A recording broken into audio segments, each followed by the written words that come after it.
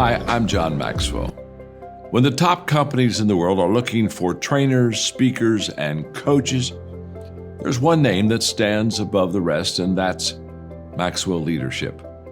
Our certified team members have gotten proven results for companies all over the globe, and our reputation, I'm proud to say, is second to none. Some of our members have risen to the top of their profession, including the one you're going to meet today. I proudly introduce you to my friend Bob Fabian Zinka. Welcome to the Leadership and Success Podcast with your host, Coach BZ. If you need to develop into a better leader, this podcast is for you. If you want to achieve a greater level of success, this podcast is for you. His mentor, Dr. John C. Maxwell, said it best: everything rises and falls on leadership. We hope to inspire you today and provide you with an insight that has the potential to positively impact the trajectory of your life. Welcome to the Leadership and Success Podcast.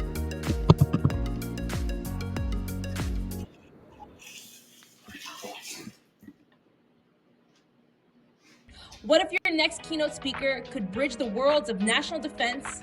But it does mean you have to acknowledge the reality on the ground, the actual threat landscape, the real market conditions, your team's current capabilities, even if that reality forces a change in direction that feels painful or inconvenient. So both Maxwell and Sinek are really emphasizing that leadership isn't just about holding steady, maintaining the status quo. No, it's about constant adaptation to better serve the mission.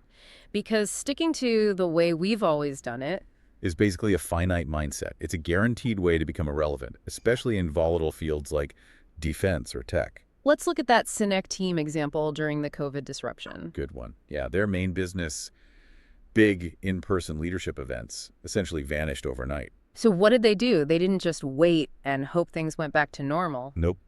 They pivoted. Ugh. Hard. Reimagined their whole delivery model, shifted rapidly to virtual events, created new kinds of online content. The key insight there, I think, is that they changed the way they delivered their service. Right, the delivery mechanism, the structure. But they held fiercely onto their why that just cause of inspiring better leadership. They had the courage to let go of the old structure, the finite product, in order to save the mission, the infinite game. That takes guts. It does. So let's apply that. Imagine a Navy carrier strike group gets a brand new, maybe slightly buggy piece of electronic warfare gear. Okay.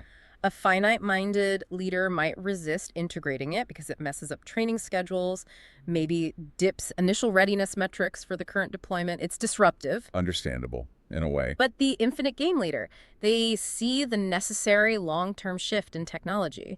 They embrace the courage to pivot. They immediately start reallocating resources to train on this new, maybe difficult capability. Why? Because they know sticking with the old, comfortable process is eventually fatal in the long run. The adversary adapts, technology moves on. Or think about a fast-growing tech company hit with sudden, major new regulations like GDPR or other data privacy laws. Okay, big shift. Sticking with the old product architecture, that guarantees legal trouble, loss of customer trust. It's failure. So the courageous leader pivots,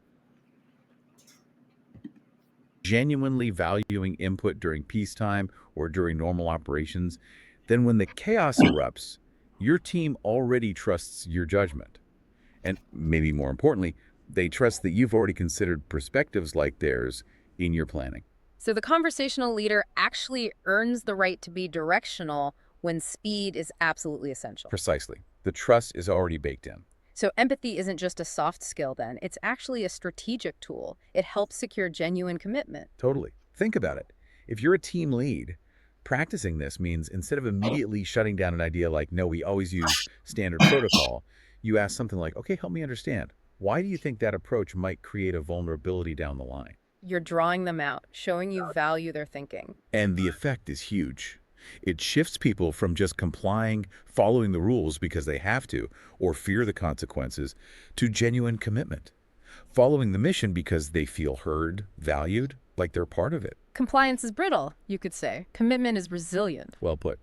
And the check-in suggested in the sources is simple, but really cuts to the chase.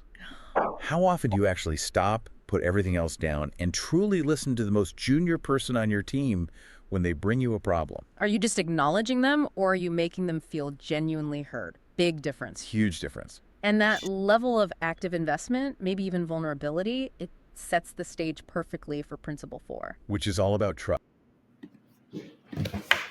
All right, everybody, this is Coach Busy. Thank you so much for being with me today. Today is Columbus Day, or Indigenous Peoples Day. Very, very grateful for America today. Let's do our moment of gratitude. That's something I love to do every time we meet. And please let us know, where are you joining us from, and the one thing that you are grateful for today. So let's take a moment and go through our moment of gratitude. So I would ask you, close your eyes if you can, put yourself in your happy place, and take a deep breath, and think about one thing you are grateful for today.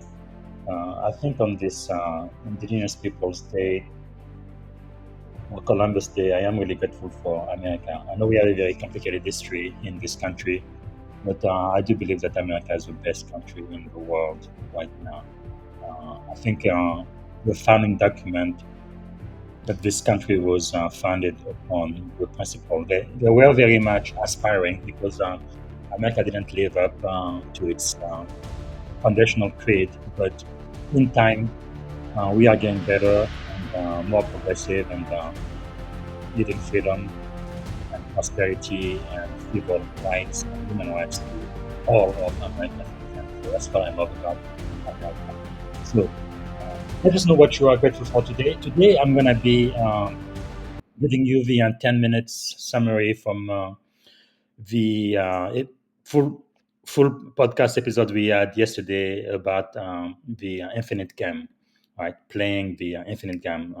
This was a podcast originally by my mentor, Dr. John C. Maxwell and Simon Sinek. He has a book called The Infinite Game as well, which you should read. So we're gonna do the 10-minute summary today, and I also would like to bring to your attention that this week on Wednesday, I'm going to be talking to the one and only Dominic Shelton Leipzig. You need to be here. That's going to be on Wednesday morning, 6 a.m. California time, so 9 a.m. Eastern time. She's the CEO and founder of Global Data Innovation, and she's a board member and cyber security and privacy specialist. You don't want to miss it. And then on Thursday at 9 a.m. as well, I will be talking with Darlene Drew. It's going to be her birthday. She's a Maxwell Leadership Certified Coach, keynote speaker, trainer, and she's going to be with us on Thursday. So I really look forward to it. All right, here is the 10-minute summary, the Infinite Day game podcast. Welcome to our discussion on leadership that really dives deep into playing the infinite game, especially for military and tech leaders. You know, it's about embracing crisis, trust, and the kind of service that requires sacrifice. Yep, absolutely. There's so much to unpack, from realizing that a crisis is really a reveal of who you are as a leader, to understanding that winning isn't just about a single battle, but about staying in the game for the long haul. Right, it's like when a crisis hits, you don't see a leader's true colors in calm waters, but in rough ones. Crises actually highlight your values, your why, and whether you're a true leader or just, a pretender. And it's so interesting how that ties back to what both John Maxwell and Simon Sinek have said. Maxwell talks about real leaders running toward the problem, asking actively, where are the people and how can I serve them, instead of hiding behind optics. Exactly. Maxwell's idea is that you have to have the courage to, actually face the tough situations head on, without waiting for someone else to clear the definitely. mess. And Sinek reminds us that these moments are like stress tests for your character. Yep, and shifting our mindset from finite games, where there's a clear win or loss based on milestones, to playing an infinite game is a big leap. It's a about creating a legacy that's about long-term impact, not just meeting short-term objectives. Exactly. And think about it. In the military, it's not just about achieving the next rank. It's about making the service better than you found it. And in tech, it's about fostering a culture that, well, lasts long after the next feature is shipped. True. However, I do wonder sometimes whether this focus on the infinite game could potentially make leaders overlook necessary short-term actions that are critical. I mean, isn't it risky to de-emphasize those immediate wins? That's a fair point. But I believe that when you build a strong foundation, clarifying your values and practicing servant leadership, it naturally creates an environment where short-term actions are aligned with a long-term vision. Right, It exactly. doesn't mean you ignore milestones. It just means you're not obsessed with them at the cost of your core mission. Absolutely. Then there's the idea of listening as a superpower. Sinek points out that hearing is just the physical act, but listening is about grasping the meaning behind the words. Yep. Yes, and that's a subtle but powerful shift. For a while, even Maxwell admitted that he valued his own vision above his people's input. The turning point came when he moved to a more conversational leadership, asking real questions and valuing feedback, which really is like the cornerstone of trust. Right, because trust in leadership isn't something you can just demand. It's earned by showing that you're willing to listen, and more importantly, by taking risks on trust. Leaders must be the first to step up and be vulnerable. Exactly. Maxwell encapsulated it perfectly, saying that instead of asking, "Can I trust you?" a leader should constantly be asking themselves, "Am I trustworthy?" That's a game changer in cultivating a culture of trust. Absolutely. And trust, as you mentioned, is also built by leading with service and sacrifice. It's the daily decision to put others first, whether that means staying late to mentor someone or giving up your attention to a team member who's really struggling. Right. Both Maxwell and Sinek emphasize that true service demands sacrifice. It's not always dramatic. Sometimes it's just the consistent small choices that add up to big leadership impact. Right, right. Then there's the courage to pivot, adapting to change rather than clinging to the old ways of doing things. Remember, leaders need to go where the people are. That's such a refreshing perspective, especially in fast-moving fields like cybersecurity. Yes, yes. I mean, imagine you're in the thick of a cyber attack or managing a critical incident on a ship, and sticking to the way we've always done it can totally put you at a disadvantage. It's about embracing change and even surprise as opportunities rather than threats. Exactly. And that inevitably leads us to the way forward. Values and perspective. Leaders are reminded that values don't change with circumstances, and having a broad perspective can guide you far beyond the crisis moment. Oh, definitely. It's like having an anchor during a storm. A set of values gives you a fixed point while everything else is in flux. And planning for a long-term vision means preparing your team so they can navigate the next crisis with confidence. Yeah, absolutely. It's fascinating how these principles apply to both military and tech environments. Whether you're a naval officer or a cybersecurity executive in Silicon Valley, the call to leadership remains the same. Be prepared, be empathetic, and be willing to take those risks for trust. Right? And as we reflect on that, there's a really compelling call to action embedded throughout these lessons. It asks leaders to, for instance, model trust by delegating responsibility and own mistakes publicly. That's something both sectors can definitely learn from. Yep, that's so true. And take a moment to consider what kind of infinite game you're playing. Instead of constantly chasing after one milestone after the other, what larger vision are you building for your organization, your team, or even your country? Exactly, and that's a big shift in mindset. For someone who's been in high-pressure positions, it means not just running after the next career rank or feature, but actually focusing on the long term, almost like designing a legacy. Indeed. I also want to point out the role of intentional listening in strengthening leadership. When leaders really slow down and listen, to a junior officer or a junior engineer. They not only validate the person, but also open the door to innovative ideas. Yes, and it's so important because when people feel heard, trust blossoms naturally. It's that tiny, sometimes overlooked detail that can actually transform a culture. And isn't it interesting how that idea of listening also extends to building a resilient team that can weather crises? Right, right. Exactly.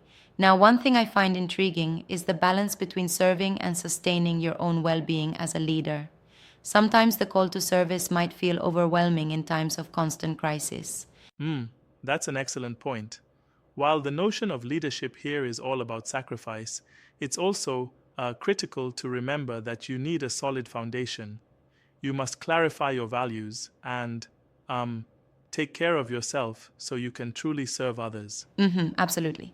And that brings us back full circle to the importance of being prepared when the next crisis hits. Whether it's cyber threats, global unrest, or even something else unexpected, your constant presence, built on values and trust, is your anchor. Exactly. And it requires that daily choice to lead with integrity, to be empathetic, and to commit to an infinite game rather than a one off victory. Right.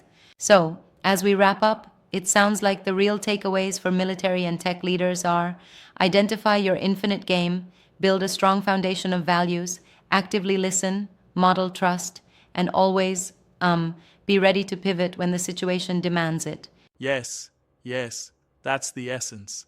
And if leaders can commit to those principles, then they can not only navigate any crisis, but more importantly, inspire a culture that thrives long after they move on. Exactly. It really is a call for a generational shift in leadership, one that's rooted in service, trust, and the courage to adapt.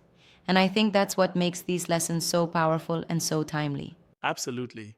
And before we finish, it makes you think, what can you, as a leader, sacrifice this week? How can you model trust and really listen to someone who might be struggling? That's the practical side of these philosophies. Right, exactly. And which principle resonates with you most? Is it the idea of playing the infinite game or the focus on servant leadership during crises? It's a powerful invitation to reflect on your own leadership journey. Yeah, it's like a mirror held up to every leader's practice. It challenges you to stay engaged with who you are and who you want to be in the long haul, not just in moments of calm, but especially during the storm. So true. Well, we've covered a lot of ground, from crisis leadership and trust to the importance of listening and the courage to pivot. This conversation itself feels like a mini training session in embracing the infinite game. Absolutely. And it's a reminder that leadership, above all, is about continuing every day to choose the well being of your team and your cause over personal gain. That's what leaves a legacy. Yep, indeed. I love that. It's been great, lively, and seriously inspiring to talk through these principles. Digging into these ideas really reaffirms how critical it is to build transformational leadership, one that lasts, adapts, and truly serves people. So, folks, as you reflect on your own leadership journey, ask yourself, what infinite game are you playing? And how are you ensuring that your everyday actions, especially during challenges, lead to a legacy of trust, service, and lasting impact? Right, exactly. Thanks for joining us in this conversation on playing the infinite game in leadership.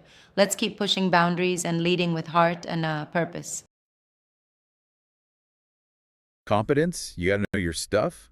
Integrity, your actions match your words. Reliability, you do what you say you'll do. And availability, you're actually present and accessible. Okay, competence, integrity, reliability, availability. For a military leader, that means what? Demonstrating skill, sticking to the rules, being there for your people, following through. Exactly. And if you fail on one of those, say you delegate a task, but then you hover and micromanage constantly. You're failing the reliability test. You're showing you don't actually trust them. Right. And probably the competence test, too. Maybe suggesting you don't trust their skills or your own ability to delegate effectively. So practically speaking, the sources say you model trust by delegating meaningful responsibility. not just the grunt work. Yes, you have to give your team ownership of something that has real impact, maybe even carries some visible risk. If they only ever handle the trivial stuff, the message you're sending is clear. I don't trust you when it really counts. And then comes the acid test. What happens when they fail? The moment of failure. This is critical. Leaders have to own their own mistakes publicly. Take the hit for system failures. But they need to share credit generously when things go well. And absolutely crucial. You must publicly back your people up, protect them when they make an honest mistake while operating within the responsibility you gave them. So publicly standing by that junior team member who maybe messed up a software deployment or missed something on patrol? Yes. That is Sinek's circle of safety made real. It sends an instant, powerful message. The risk is shared. I've got your back. Because if a leader only takes credit for successes but pushes blame downwards for failures, they shatter that circle of safety. Trust evaporates. And that infinite game you were trying to play, it just becomes brittle, finite, and everyone starts playing defense. So the reflection for you, the listener, is maybe, where can I model this kind of trust this week? Where can I take a calculated risk on someone junior, and how will I show I'll protect them if it doesn't pan out perfectly? Answering that honestly dictates the real depth of your influence. Right? Building trust. Leaders go first. Yeah, the sources are really clear and, frankly, uncompromising on this. Trust isn't automatic. It doesn't just come with the rank or the title. You can't just demand it. Nope. It has to be earned. Yeah. Every single day through consistent, trustworthy actions. Maxwell frames this using something called the mirror test. I think we need to unpack that properly because it flips the responsibility entirely. Let's do it. The mirror test basically asks the leader to look inward. Maxwell's point is that your followers shouldn't be the ones wondering, can I trust my leader? Okay. Instead, you, the leader, should be looking in the mirror every single day and asking yourself, am I trustworthy? Wow. So it completely shifts the burden. If there's a trust deficit in the organization, it's always the leader's fault first. You own it. Okay, so what does trustworthy look like in daily actions? It's got to be more than just don't lie, right? Oh, much more. Sinek comes at this from what he calls an investment view. He says trust is actually the risk you take by choosing to trust first. An investment. Yeah, like love, almost. It needs constant tending, renewal. It's not just a transaction where you trade trust for performance. You have to put trust out there first. So what are the pillars of being trustworthy daily, according to the sources? Thank you for listening to the Leadership and Success Podcast with your host, Coach BZ. If you like what you heard, please subscribe to our channels and come back for more wisdom nuggets on how you may develop into a better leader and achieve greater levels of success. Leadership is the most critical skill. The world will always need leaders to lead others, deploy the next disruptive technology, or execute a business strategy. You may as well decide on counting yourself among the 21st century leaders. See you right here next time on the Leadership and Success Podcast with Coach BZ.